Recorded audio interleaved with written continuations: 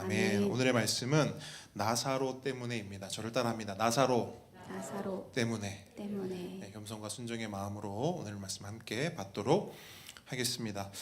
아시는 분은 아시겠지만 저는 청소년 사역을 꽤 오랫동안 했습니다. 그 청소년 사역을 하다 보면요, 아이들과 친해지기 위해서 여러 가지 방법들을 시도합니다. 말도 안 되는 방법도 시도합니다. 왜 저렇게까지 해야 되는가 시도합니다. 그 중에서 이런 방법도 시도한 적이 있어요. 유명한 연예인과 친한 척하기. 별걸 다 해야 돼. 힘든 일입니다, 여러분. 물론 저는 뭐 유명한 연예인과 친하지 않습니다. 하지만 저에게는 유명한 연예인과 친한 친구가 있습니다. 보통 우리나라 3대 연예 계획사 뭘 얘기하죠? SM, 뭐 JYP, YG 뭐 이렇게 얘기하죠. 이 친구는 이 세 곳 중 두 곳에 몸을 담았던 친구예요. 그래서 개인적으로 친한 연예인이 많았어요. 그 중에서도 한 연예인과 굉장히 친했는데 그 연예인은요, 그때도 최고였고 지금도 최고입니다. 한번 생각해 보세요. 누군가 그때도 최고인데 지금도 최고예요. 그래서 제가 당시 그 사역하던 청소년 친구들에게, 야, 목사님이랑 진짜 친한 친구가 있는데 그 친구가 그 연예인이랑 베프다, 이런 이야기를 한 적이 있어요. 그랬더니 친구들이 눈이 이렇게 커져가지고 저를 보는 눈빛이 달라지는 거예요. 근데 그 중에 한 친구가 이렇게 말한 거예요. 에이, 목사님 뻥치지 마세요, 이러는 거예요. 확 뻥 차버리려고 그랬어. 목사를 뻥쟁이로 만들고 말이죠. 어쨌든 아이들에게 뻥쟁이가 될 수 없잖아요. 그래서 친구 찬스를 썼습니다. 친구에게 연락을 했어요. 야, 내가 이런 상황인데 친구 한번 도와줘라, 이렇게 연락을 했어요. 그랬더니 그 친구가 이러는 거예요. 원래는 그 연예인과 아무리 친해도 그 연예인과 개인적으로 찍은 사진을 절대로 외부로 유출하면 안 된대요. 왜냐하면 이런 사진이 돌아서 인터넷에 이렇게 화제가 되거나 이슈가 되잖아요. 그러면 기획사에서요, 고소 고발이 들어온답니다. 그래가지고 굉장히 위험한 거래요. 그래서 저는 믿으니까, 목사니까 믿고 보내주겠대. 보고 절대 지워라, 올리지 마라.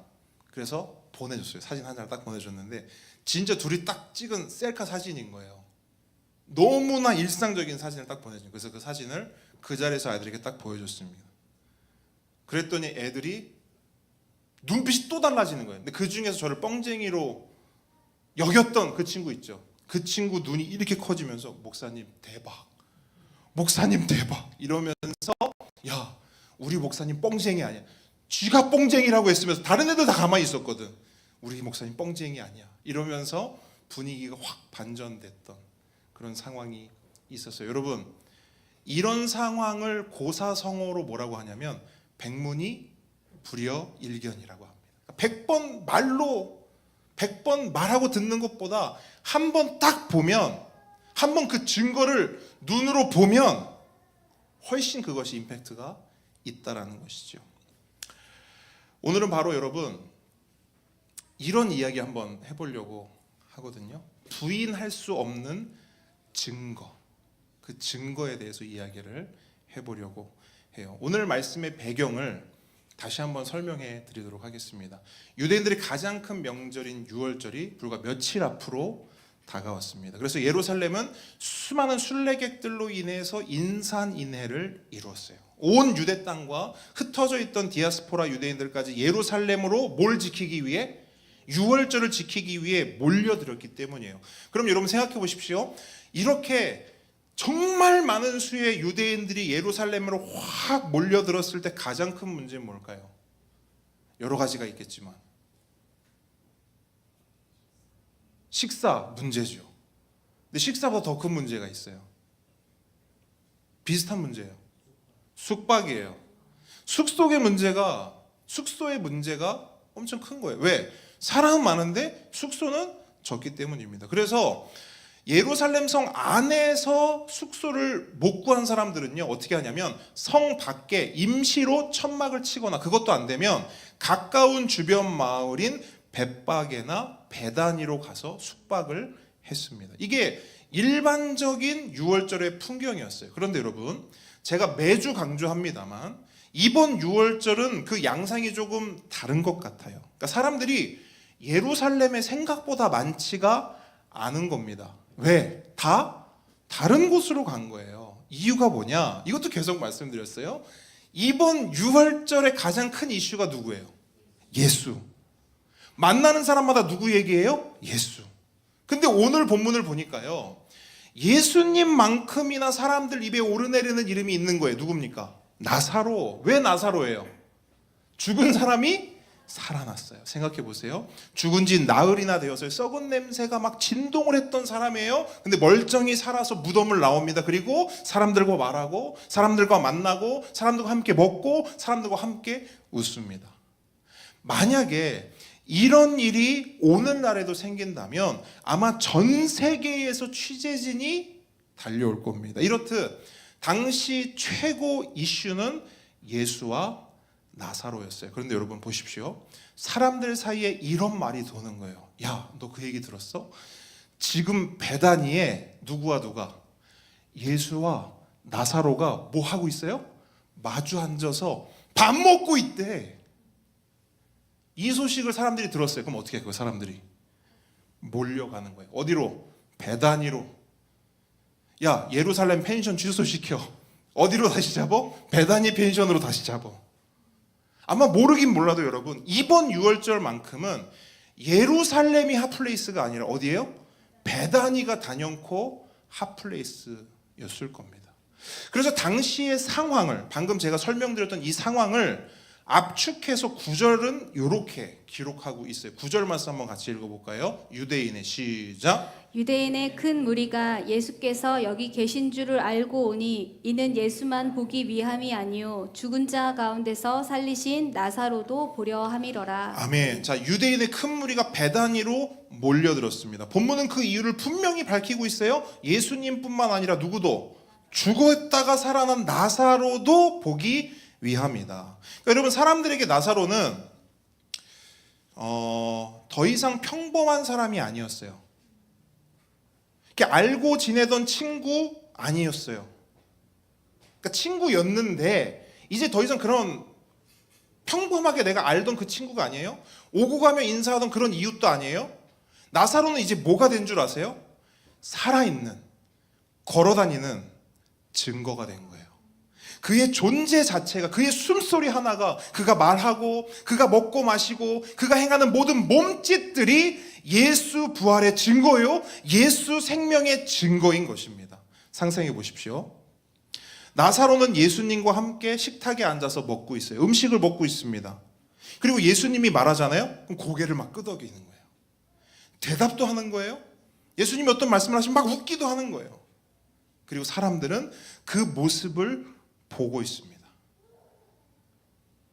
그 얼굴과 눈빛, 그의 손짓과 몸짓에서 죽음의 권세를 깨트리신 예수 그리스도의 능력을 보는 거예요.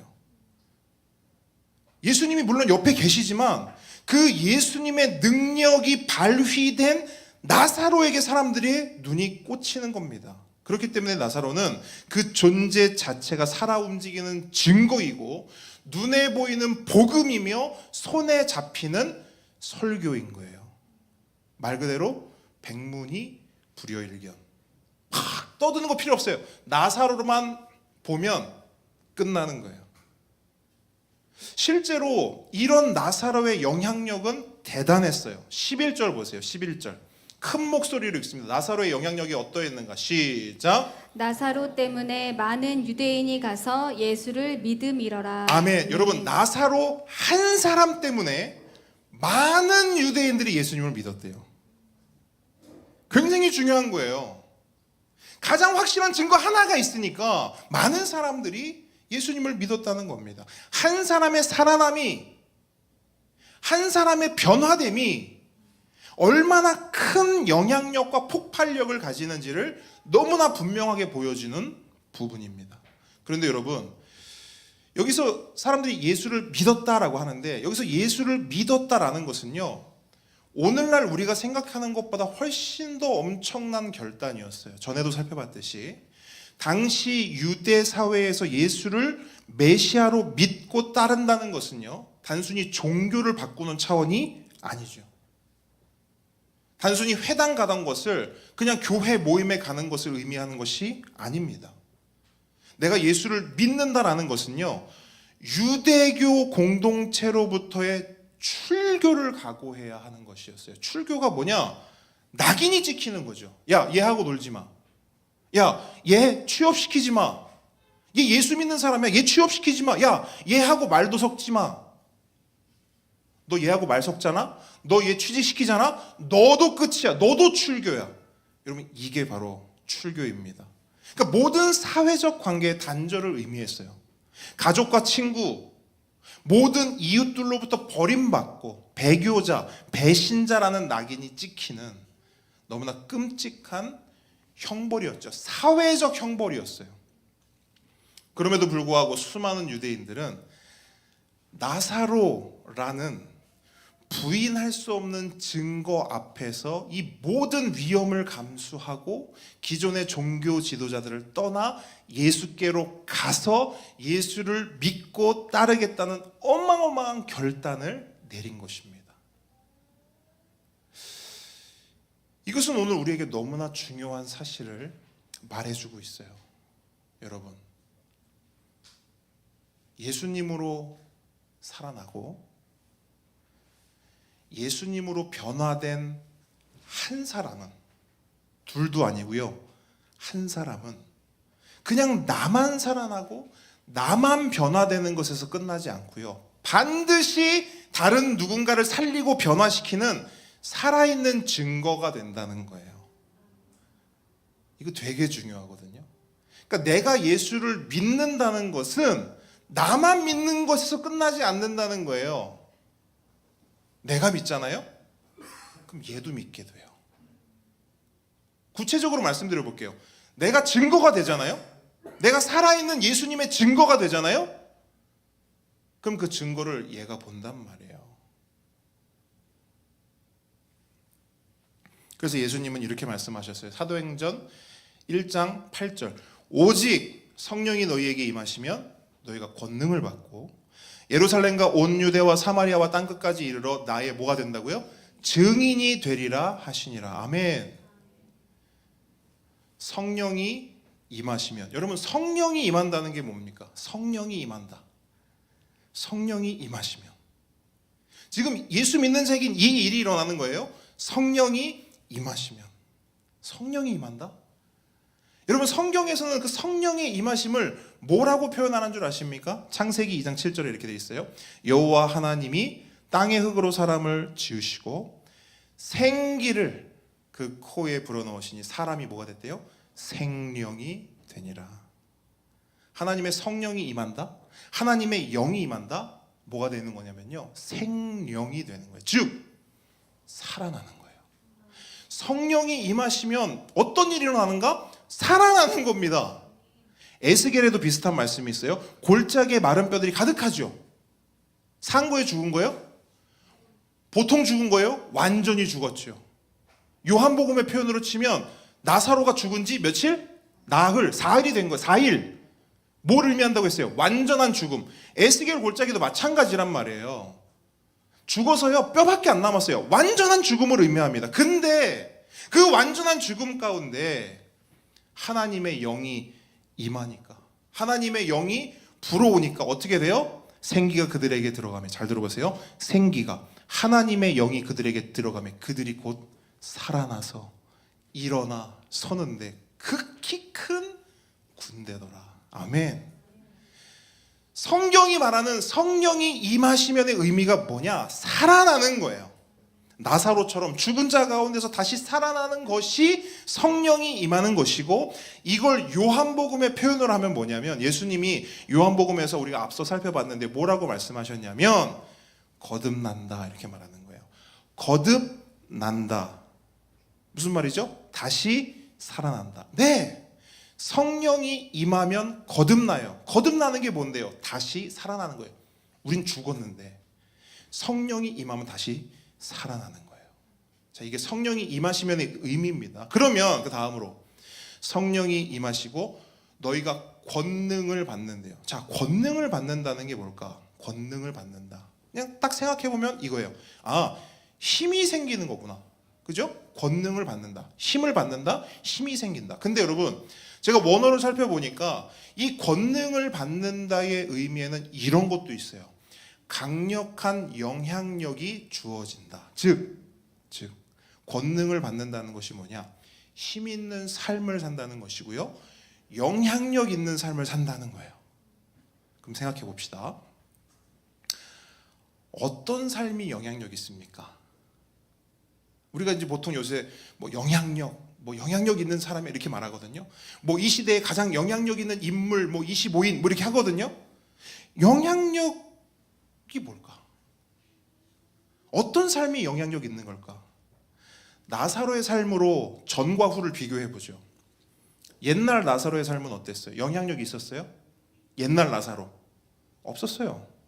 옛날 나사로는 어떤 사람이냐면요, 그냥 병들어서요 아픈 사람이었어요. 그러니까 사람들에게는 나사로 어떤 사람이었냐? 불쌍한 사람, 돌봐줘야 될 사람, 안타까운 사람이었어요. 영향력 있어요? 없죠. 옛날 나사로는요 영향력이 조금도 없던 사람이에요. 오히려 사람들에게 도움을 받아야 되는 그런 처지에 있는 불쌍한 사람이었어요.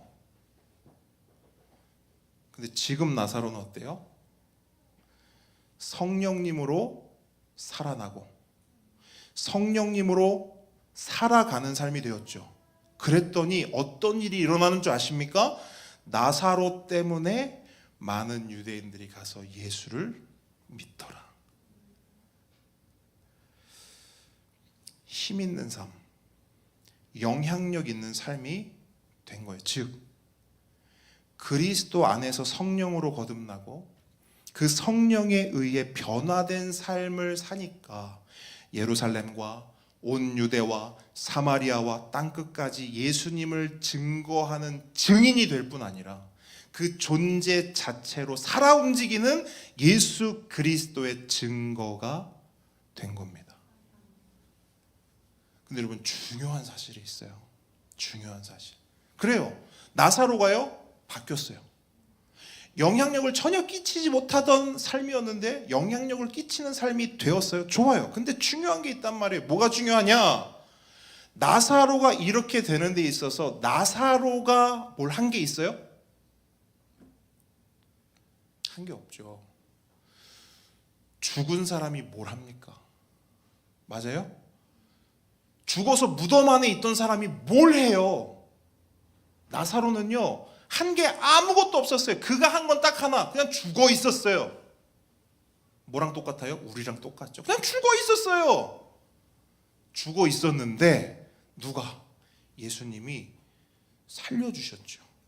아멘이십니까? 그렇게 예수님의 은혜로, 오직 성령님의 역사로, 오직 하나님의 섭리로 살아났더니 그냥 그 자체로 새로운 삶, 변화된 삶, 영향력 있는 삶이 돼버린 거예요. 내가 그렇게 한 게 아니고 되어졌고 돼버린 거예요. 다시 한번 강조합니다. 예수님으로 살아나고 예수님으로 변화된 한 사람은요 그냥 나만 살아나고 나만 변화되는 것에서 절대로 끝나지 않습니다. 반드시 다른 누군가를 살리고 변화시키는 살아있는 증거가 되는 거예요. 오직 성령이 너희에게 임하시면 너희가 권능을 받고 예루살렘과 온 유대와 사마리아 땅끝까지 이르러. 우리에게 적용해 볼까요? 내가 속한 교회와 내가 속한 가정과 내가 속한 직장과 내가 다니는 학교에까지 이르러 예수의 증인이 되리라. 예수의 증거가 되리라. 이 말씀이거든요. 이게 이 말씀이 우리 모두의 삶 가운데 성취되고 이루어지기를 주님으로 축원합니다. 근데 사실은 이거는 제가 축원할 필요도 없는 거예요. 왜? 일어나는 거예요. 이거는 내가 살아나면요, 내가 구원을 얻으면요, 이거는 일어날 수밖에 없는 거예요. 근데 여러분, 빛이 밝을수록 그림자는 더욱 짙어지는 법입니다. 나사로라는 놀라운 증거 앞에서 모든 사람이 믿음으로 반응한 게 아니에요. 여러분 10절 말씀 한번 보세요. 10절 말씀. 대제사장들이 누구까지? 나사로까지 죽이려고 모의하니. 정말 충격적인 반응입니다. 여러분 한번 상식적으로 한번 생각해 보십시오. 죽은 자가 살아났어요. 그죠? 죽었던 친구가, 죽었던 이웃이, 죽었던 누군가의 그 사랑하는 사람이 살아났어요. 그럼 어떻게 해야 돼요? 함께 기뻐해야 되는 게 맞죠. 그 일로 하나님께 영광을 돌리는 것이 마땅합니다. 그런데 당시 종교 지도자들의 반응은 정반대였어요. 그들은 나사로가 살아난 게 싫었어요. 아니, 나사로를 다시 죽여야 했어요. 너무 놀랍지 않습니까? 이제 막 살아났는데 뭘 한대요? 다시 죽이려고 한다는 거예요. 그들은 이제 예수님만 죽이려고 한 게 아니라 누구도? 나사로도 죽이려고 한 거예요. 자, 이유가 뭘까? 크게 두 가지가 있어요, 여러분. 크게 두 가지. 첫 번째는요, 신학적, 교리적 위협 때문이었어요. 당시 산헤드린 공회의 핵심이자 기득권층이었던 사두개인들은 부활을 믿지 않았습니다. 부활을 믿지 않았어요. 우리가 이제 통독하면서 사실은 다 배운 거긴 하는데 한 번 더 리마인드 해볼게요. 왜 사두개인들은 부활을 믿지 않았는가? 여러분 그들은요 하나님의 말씀인 이 성경을 믿되 이제 이들이 믿었던 성경, 이제 이들이 보고 이들이 가지고 이들이 또 믿었던 성경 이제 구약 성경이죠. 근데 이 사두개인들은 그 구약 성경 중에서도 창출, 레민신, 창세기, 출애굽기, 레위기, 민수기, 신명기 이 5권의 책만 하나님의 말씀이다 이렇게 인정을 했어요. 그리고 그들이 말하길 이 모세오경 이 5권 책 안에는 부활에 대한 이야기도 부활에 대한 근거도 없다라고 그들은 확고히 믿었습니다. 그렇기 때문에 그들은 부활을 믿지 않았어요. 부활 신앙을 거부했습니다. 그런데 보세요. 그런 그들 앞에 나사로가 있잖아요. 나사로가 뭐 했어요? 부활했어요. 부활이 없어야 되는데 부활은 없는데 나사로가 뭐 했다고요? 부활했어요. 그러니까 그들에게 있어서 나사로는 어떤 존재냐? 그 존재 자체로 자신들의 교리와 신학을 무너뜨리는 너무나 명백한 증거요. 살아있는, 걸어다니는 이단인 거예요. 누가? 나사로. 그래서 그들 입장에서는 그 이단과 증거를 당장이라도 없애야 했습니다. 이게 첫 번째 이유입니다. 그들이 나사로를 죽이려 했던 이유. 그럼 두 번째는 뭐냐? 정치적, 사회적 위협 때문이었어요. 여러분, 사두개인들은요, 이 부활 신앙을 단순히 종교적 차원으로만 보지 않았어요. 그럼 어떤 차원으로 봤냐? 정치와 사회의 차원으로도 봤어요. 왜냐하면 여러분 부활을 믿는다는 건 뭘 믿는 거죠? 죽음이 끝이 아니다. 이거 믿는 거죠. 부활을 믿는다라는 건 그래 내가 이 땅에서 죽을 수 있어. 하지만 죽으면 끝이 아니야. 죽음 뒤에 뭔가 있어. 다시 말해 죽음 뒤에 죽음보다 더 가치 있는 게 있어. 죽음 뒤에 이 땅에서의 삶보다 훨씬 더 귀하고 훨씬 더 중요한 나의 영원한 삶이 있어. 이거를 믿는 것이 부활신앙이거든요. 그럼 보자고요. 이런 부활신앙을 가진 사람들은 그냥 뭐 저 부활 믿어 이런 거 말고 부활 믿으시죠? 아멘 이런 거 말고요. 진짜로 부활을 믿는 사람들은요. 이 땅의 것에 연연할까요? 잘 생각해 보세요. 진짜 부활신앙을 믿는 사람들은 이 땅의 것에 연연할까요? 물론 중요하겠지만 연연하진 않아요. 진짜 부활을 믿는 사람들이요 이 땅의 것을 두려워할까요? 물론 무서운 거 있죠. 하지만 더 무서운, 더 두려운 존재가 있는 것이죠. 왜? 부활신앙을 믿는 자들은 위의 것을 보는 자들이요 위의 것을 보는 자들이요 위의 것을 소망하는 자들이기 때문입니다. 그래서 어떤 결과가 도출되느냐? 그들은요, 이 부활신앙을 가진 사람들은요, 이 땅에서 살 때요, 훨씬 더 담대하고 대범하게 행동할 수 있습니다. 세상의 논리, 세상의 입금, 세상의 공격, 그런 거에 훨씬 더 적극적으로 대항할 수 있다고요. 그러면 생각해 보십시오. 이런 부활신앙을 믿는 사람들이 많아지면 어떤 일이 벌어질까요? 사람들을 잘못된 길로 인도하는 거짓 종교자들이 있어요. 그럼 이들은 어떻게 반응할까요? 그들을 거부하겠죠. 반발하겠죠. 가만두지 않겠죠. 왜? 그들에게는 훨씬 더 중요한 저 위의 삶이 있으니까요. 더 나아가 하나님의 백성인 자신들을 지배하고 있는 로마 제국이 있어요. 그 로마 제국에 대해서 어떻게 할까요? 이 부활신앙을 가진 자들은 가만히 있지 않겠죠. 반기를 들죠. 잘못된 것에 잘못됐다고 말할 수 있고, 잘못 흘러가는 역사 앞에서 바르게 행동할 수 있지요. 근데 이렇게 되면요, 이 부활신앙을 가진 자들이 많아지면요, 누가 가장 힘들어질까요? 누가? 종교 지도자들이에요. 왠 줄 아십니까? 사실 사두개인들이 유대인들 대장이거든요. 산헤드린 공회가 국회라고, 오늘날의 국회라고 보면 된다 했잖아요. 그 국회 안에서도 여당 자리, 힘 있는 자리를 차지하고 있는 게 바로 이 사두개인들이거든요. 그러니까 유대인들의 대장이 누구냐? 이 사두개인들이에요. 유대인들의 대장은 대제사장이죠. 그 대제사장 그룹이 바로 이 사두개인들입니다. 근데 이 사두개인들이 이렇게 대장 노릇할 수 있는 게 이유가 있어요. 이들은 로마 제국의 머리를 조아렸어요. 로마 제국이 하는 일에 호응했고 협조했어요. 로마 제국이 원하는 일이라면 다 따랐습니다. 그러니까 말 잘 듣는 거예요. 그 로마 제국이 어떻게 해요? 완장을 딱 채워주는 거예요. 사두개인들한테. 그래, 니네가 유대인들 대장해, 딱 채워준 거예요.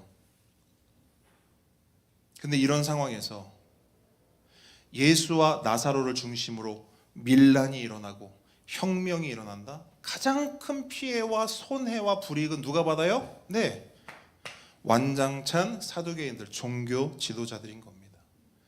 그래서 그들은요, 이 모든 일의 원흉이라고 생각되는 예수, 그리고 그 예수의 가장 강력한 증거인 나사로를 둘 다 죽여 없애려고 하는 겁니다. 그런데 여러분, 이 증거 말살 작전, 예수 증거 말살 작전은요, 나사로 때에만 있었냐? 그렇지 않아요.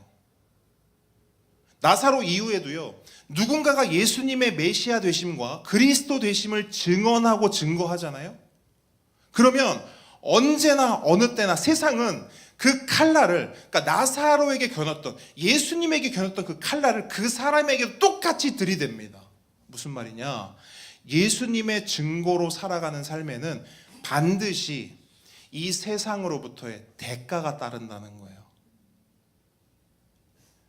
여러분, 우리가 예수 믿는 사람, 그 다음에 교회 다니는 사람을 그리스도인이라고 부릅니다. 그죠? 그런 말을 써요. 그리스도인. 근데 여러분, 이 그리스도인이라는 말은요, 원래 이런 의미를 가지고 있어요. 작은 그리스도. 그러니까 그리스도인은 뭐냐? 교회 다니는 사람 아니에요. 그리스도인은 누구냐?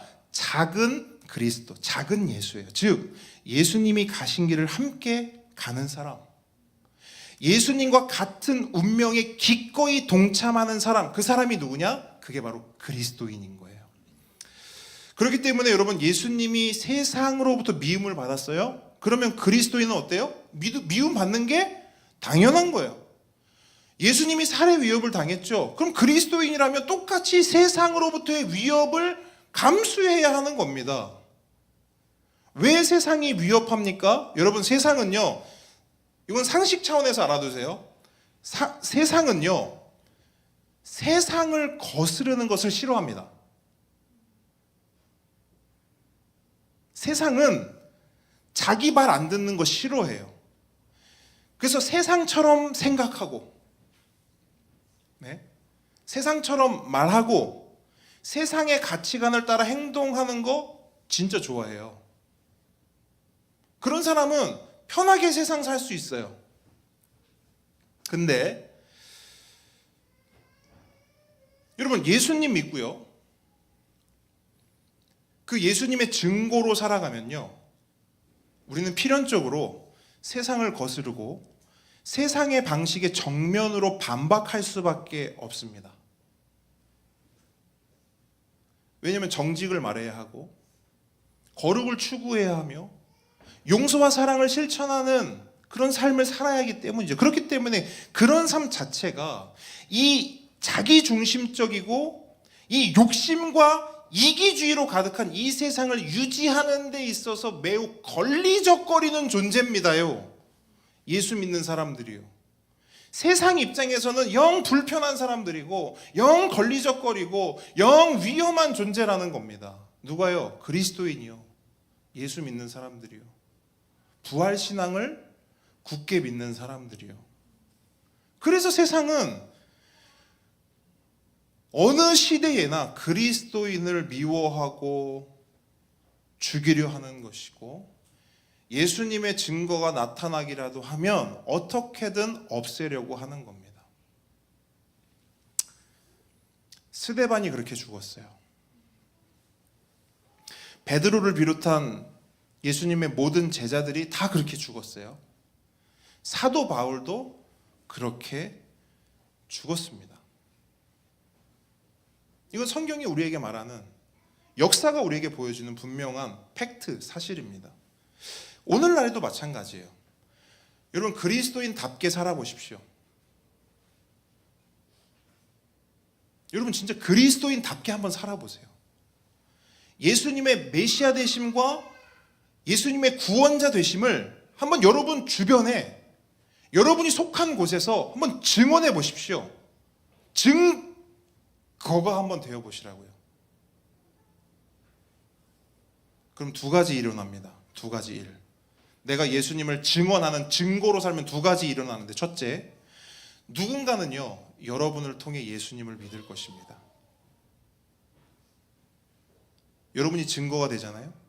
여러분이 진짜 그리스도인이 되잖아요. 누군가는 여러분을 통해 예수님을 믿을 것입니다. 굉장히 좋은 소식이죠. 그러나 둘째, 장담합니다. 모두가 그렇지 않습니다.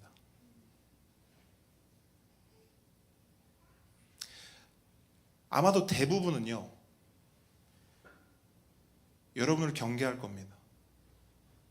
여러분을 적대시할 거예요. 여러분을 멀리할 것입니다. 저는 목회를 하면서 이러한 현상들을 늘 겪어왔고 지금도 겪고 있습니다. 놀랍게도요, 이 시간, 이 순간에도 겪고 있습니다. 어떤 말인지 좀 들어보실래요? 이 현상을 겪고 있는 지금 이 순간에 제 심정, 제 마음 한번 들어보시겠어요? 똑같은 말씀을 전해도요, 누군가는 아멘으로 받고 믿습니다. 누군가는요, 무관심으로 거절하고 거부합니다. 똑같은 말씀이에요.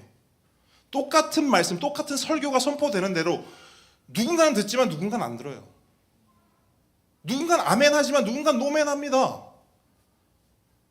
누군가는요, 이 설교를 통해서 주님 앞으로 한 걸음 걸어 나아가요. 누군가는요, 주님으로부터 서너 걸음 뒤로 도망쳐 버립니다. 똑같은 설교인데요, 똑같은 말씀인데요, 누군가는요, 이 설교를 통해, 이 말씀을 통해요, 나사로처럼 살아나지만 누군가는 사두개인들처럼 죽일 듯이 달려든다고요. 째려보고요.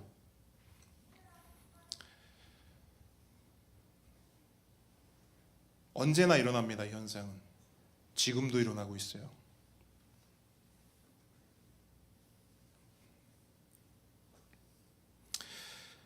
근데 저는 놀라지 않아요. 이상하다 여기지 않습니다. 왠지 아세요? 원래 예수님의 말씀과 복음이 선포되는 곳에는 반드시 이러한 분열이 일어납니다. 누가복음 12장 보면요, 예수님이 이런 말씀하셨어요. 예수님이에요. 내가 세상에 화평을 주려고 온 줄 아느냐? 야, 내가 이 세상에 와서 화평을 주러 온 줄 알아? 내가 너희에게 이르노니 아니야, 도리어 분쟁하게 하려 함이로라. 예수님 하신 말씀이에요. 예수님 말씀이 뭘까? 예수님이 화평을 깨트리고 싸움 붙이러 왔다는 말씀인가? 아니죠. 이 말씀의 의미가 뭐냐면, 예수님의 말씀과 복음이 선포되면, 즉 하나님의 말씀이 선포되면 필연적으로 어쩔 수 없이 둘로 나뉜다는 거예요. 여러분 OX 게임 해보셨습니까? OX 게임. 앞에서 사회자가 문제를 내죠. 그러면 사람들은 자기의 판단에 따라 O에 서기도 하고 X에 서기도 합니다. 그리고 시간이 되면 어떻게 되죠? 그 가운데에 선이 그어지죠. 이 일이 예수 그리스도의 복음 앞에, 하나님의 말씀 앞에, 예수 그리스도 그분 앞에 나타나는 너무나 분명한 현상이라는 거예요. 예수님의 말씀이 선포됩니다. 예수님이 우리 가운데 계십니다. 그러면 둘로 나뉜다는 거예요. 누군가는 O로, 누군가는 X로. 누군가는 예수님을 믿는 편으로, 누군가는 예수님을 믿지 않는 편으로, 누군가는 예수님을 환영하는 쪽으로, 누군가는 예수님을 거부하는 쪽으로 갈라지게 된다는 겁니다. 이러한 예수님의 이야기는, 특별히 오늘 우리가 살펴보고 있는 이 나사로의 이야기는요, 그런 의미에서 단순히 2000년 전에 있었고 지금과 나와는 전혀 상관없는 그런 이야기가 아닙니다. 오늘을 살아가는 저와 여러분, 우리 모두에게 지금도 일어나고 있고 여전히 진행되고 있는 이야기입니다.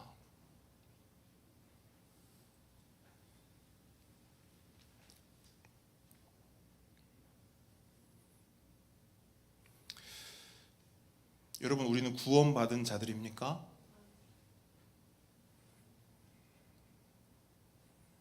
우리는 구원받은 자들입니까? 맞습니까? 구원받았다는 것이 뭡니까? 죄와 허물로 죽었지만 예수 그리스도의 생명으로 다시 살아났다는 것입니다. 여러분, 이게 구원입니다. 엉뚱한 이야기 하지 마십시오.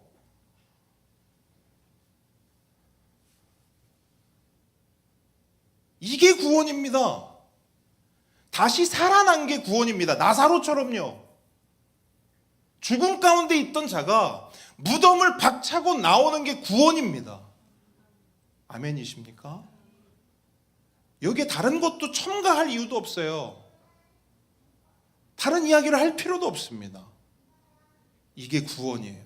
그러면 그렇게 구원받은 자에게는요, 한 가지 사명이 있어요. 그것은 예수님을 위한 살아있는 증거가 되어 이 세상을 향해 예수님을 증언하는 것입니다.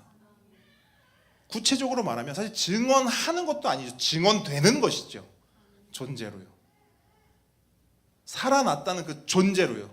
변화되었다는 그 존재로 증거되는 것이죠.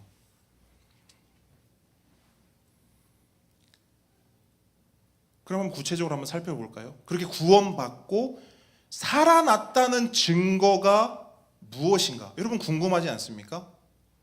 내가 살아나 있나? 내가 지금 산 상태인가? 한번 확인해 보자는 거예요. 그냥 우리가 상상하지 말고요. 실제로 나사로에게 일어난 일이 뭔가? 나사로가 무덤에서 박차고 나왔죠? 살아났죠? 그리고 나사로가 뭘 하고 있는지를 한번 보죠. 그럼 우리도 대충 짐작할 수 있을 겁니다. 지난주 본문을 한번 잠깐 볼게요. 2절 후반절 한번 보시겠어요? 12장 2절 후반절. 나사로는 보이시죠? 나사로는 예수와 함께 앉은 자 중에 있더라. 아멘. 보이시죠? 여러분, 사실 본문은 다시 살아난 나사로가 뭘 했고 어떻게 살아난지 구체적으로 우리에게 말하고 있지는 않습니다. 근데 딱 요거를 보여줘요. 근데 요 짧은 말씀을 통해 우리가 알 수 있는 건 뭔지 아세요? 나사로는요, 예수님께 감사하는 잔치 자리에서, 잘 들으세요. 그러니까 잔치 가운데 있는 거예요. 나사로는 누구에게 감사하는? 예수님께 감사하는 잔치 자리에 나사로가 있어요. 그리고 예수님과 함께 식탁에 앉아 있습니다. 예수님과 함께 먹고 예수님과 함께 대화하고, 그렇게 예수님과 뭐 하고 있냐면요, 교제하고 있습니다. 요겁니다. 이거예요. 이게 살아난 자의 모습이요, 변화된 자의 모습이며 예수님을 증언하는 살아있는 증거가 살아가야 하고 살아내야 할 삶입니다. 여러분, 아까도 말씀드렸지만 나라는 사람이 예수님의 증거가 되는 것은요, 절대로 나의 의지나 노력에서 나오는 것이 아닙니다. 왜냐? 내 안에는, 우리 안에는 예수님을 증언할 그 어떤 증거도, 그 어떤 작은 여지도 없기 때문이에요. 그럼 목사님, 내 안에 아무것도 없는데 내가 어떻게 증거가 됩니까? 네, 그게 바로 결정적인 힌트입니다. 내가 어떻게 증거가 될 수 있는가? 내가 예수님께 붙어 있으면 증거가 됩니다. 우리가 세상 속에서요, 살아있는 증거로 살아가는 비결은 다른 데 있지 않다는 거예요. 첫째, 나사로처럼 감사의 자리에 있는 거예요. 다른 말로 해볼게요. 예수님이 계신 곳, 예배의 자리로 나아가 거기서 예수님을 만나고 누리는 겁니다. 그렇게 예수님과 붙어 있는 겁니다. 예수님을 예배하고, 예배가 뭐예요? 예수님께 감사하는 거 아닙니까? 여러분, 이 자리에 나오신 이유가 뭐예요? 예수님 만나서 예수님께 감사하려고, 예수님 찬양하려고, 예수님의 말씀 들으려고 나온 거 아닙니까? 네, 그거요. 그게 첫 번째. 둘째는 뭐냐? 그렇게 예수님과 늘 함께 있는 거예요. 늘. 이거는 우리가 교회 문을 열고 나가서의 삶을 말하죠. 어떻게 하면 예수님과 함께 할 수 있을까? 다른 거 없죠. 말씀과 기도입니다. 말씀 붙잡고 기도로 주님과 교제하는 거예요. 여러분, 이 두 가지가 핵심이에요. 출석도장 찍으러 교회 오는 게 아니라 사모하는 마음으로 예배의 자리에 나와 주님께 감사하고 말씀과 기도의 식탁에서 주님과 깊이 교제하며 그분과 동행할 때 우리의 삶은 자연스럽게 주님을 닮아가고 그분의 향기를 드러내는 살아있는 증거가 되는 것입니다. 예배를 드리지 않고 예배의 자리를 비우면서 증거가 될 수 있다? 예수님 믿는 사람답게 살 수 있다? 가능할까요? 불가능합니다. 뭐 이런 분들 있지 않습니까? 꼭 교회를 가야 되냐? 우리가 하는 고백이죠. 나는 교회입니다. 그러니까 이 말을 오해하시는 분들이 있더라고요. 목사님, 내가 교회 아닙니까? 내가 있는 곳이 교회 아닙니까? 굳이 이렇게 모여야 합니까? 그렇게 말씀하는 사람치고 저는 못 봤어요. 그런 분 있으면 한번 좀 찾아와서 데려와 보십시오. 증명해 보이십시오. 증거를 보여주십시오. 변명하고 핑계하는 사람은 많이 봤습니다만 그럴 수 없다는 것이 저의 답이 아니고 성경의 답입니다. 우리 안에서는 예수님의 증거가 될 수 있는 그 어떤 것도 없어요. 예수님께 붙어 있어야만, 예수님과의 교제가 온전하게 견고하게 맺어져 있어야만 가능한 것입니다. 말씀을 마무리합니다. 여러분, 세상은 오늘도 우리에게 속삭입니다. 뭐라고 속삭이냐면요, 지난주에도 말씀드렸죠. 세상의 속삭임을 비슷해요. 뭐라고 하냐면 종교에 너무 심취하지 말라고 우리에게 속삭입니다. 종교에 너무 심취하지 마. 유난 좀 떨지 마. 믿으려면 곱게 믿어. 적당히 믿어. 그래서 알려주는 구체적인 방법이 있죠. 야, 한 발만 살짝 담궈. 한 발은 교회, 한 발은 세상. 그렇게 적당히 다른 사람들 사는 것처럼 그렇게 생각하고 그렇게 말하고 그렇게 행동하고 그렇게 살아. 뭐 이렇게 복잡해? 뭐 이렇게 진지해? 라고 세상은 말합니다. 그러나 여러분, 우리를 죄와 죽음에서 살리시고 구원하신 예수님은 우리에게 전혀 그렇게 말씀하지 않거든요. 예수님은 우리가 당신의 살아있는 증거가 되길 바라시고요, 증거가 되라고 이렇게 나사로처럼 우리를 살려주신 줄 믿습니다. 여러분, 왜 구원받았어요? 왜 살았어요?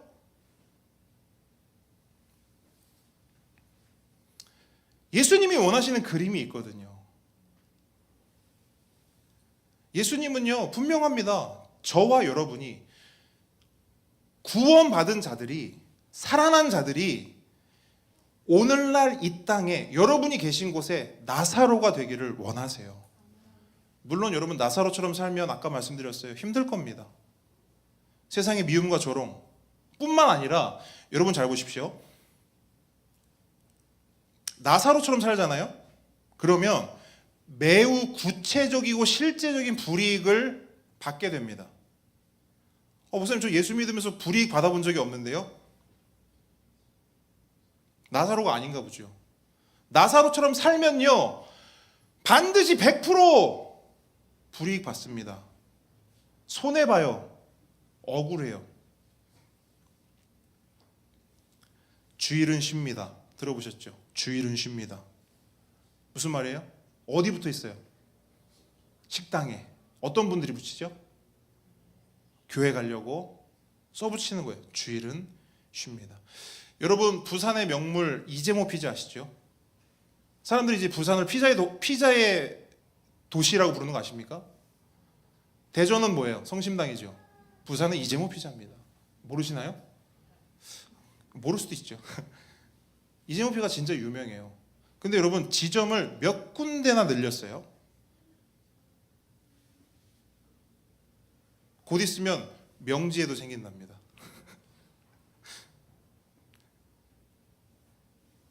근데 여러분 지점을 그렇게 늘렸음에도 불구하고요. 지금도 피자 먹으러 가잖아요. 줄 서야 돼요. 지점을 그렇게 늘렸음에도 줄 서야 된다고요. 그럼 잘 보십시오. 그 피자집이 가장 큰 대목이 언제겠어요? 오늘이죠. 오늘. 근데 이재모 피자 일요일은 정기 휴무입니다. 주일은 쉬어요. 이유가 뭘까?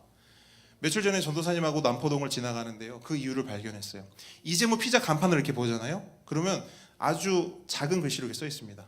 I love Jesus. 저거네. 왜 이재모 피자 사장님은 왜 저런 어마어마한 손해를 보면서까지, 여러분 몇 백만 원 손해일까요? 몇 천만 원 손해일까요? 모르긴 몰라도 억 단일걸요. 매주요. 매주 주일은 쉬기 때문에 입는 불이익과 손해가 몇 억대는 될 겁니다. 그거 왜 그렇게 할까? 왜 저렇게 손해를 보지? 사람들 말하지 않겠어요? 그 바보 같은 짓을 하지? 왜 이렇게 멍청한 짓을 하지? 안 하는 이유가 뭔지 아세요? I love Jesus. 그분은 예수님을 사랑한대요. 그러니까 여러분 예수님을 사랑하는 사람에게 일요일은 확실히 알았어요. 예수님을 사랑하는 사람에게 일요일은 쉬는 날이 아니구나. 예수님을 사랑하는 사람에게 일요일은 돈 버는 날도 아니구나. 예수님을 사랑하는 사람에게 일요일은 노는 날도 아니구나. 그럼 무슨 날이지? 주일이구나. 주일이 뭔데요? 주님의 날. 예수님을 위한 날이고, 예수님을 만나는 날이고, 예수님을 예배하는 날이고, 예수님과 교제하는 날이구나. 아멘이십니까? 정확한 건 아닙니다만 제가 듣기로는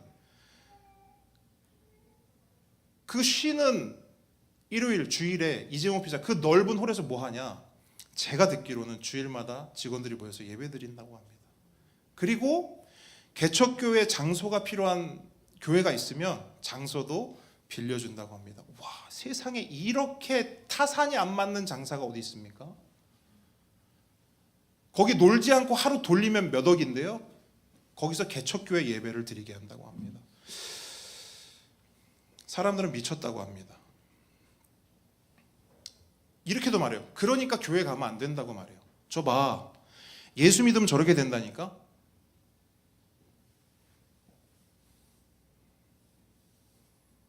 대부분은 이렇게 말할걸요? 봐봐. 저러면 안 돼. I love Jesus 저런 거 하면 안 돼. 저러면 너 인생 고달퍼져. 너 인생 힘들어져.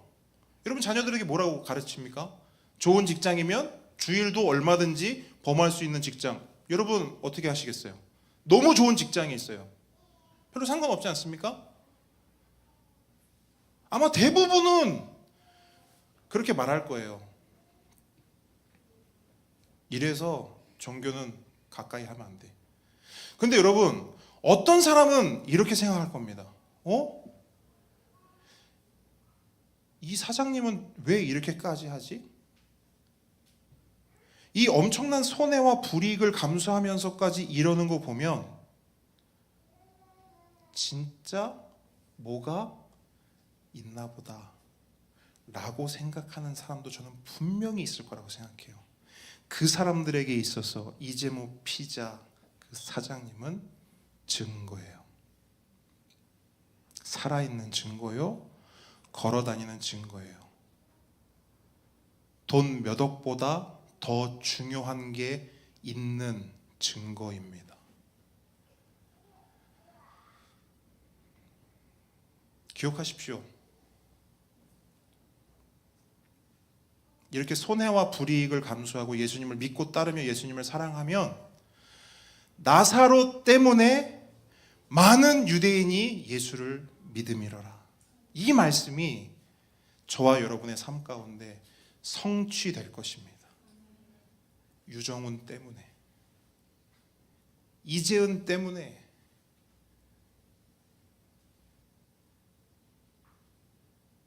많은 사람이 예수를 믿었더라.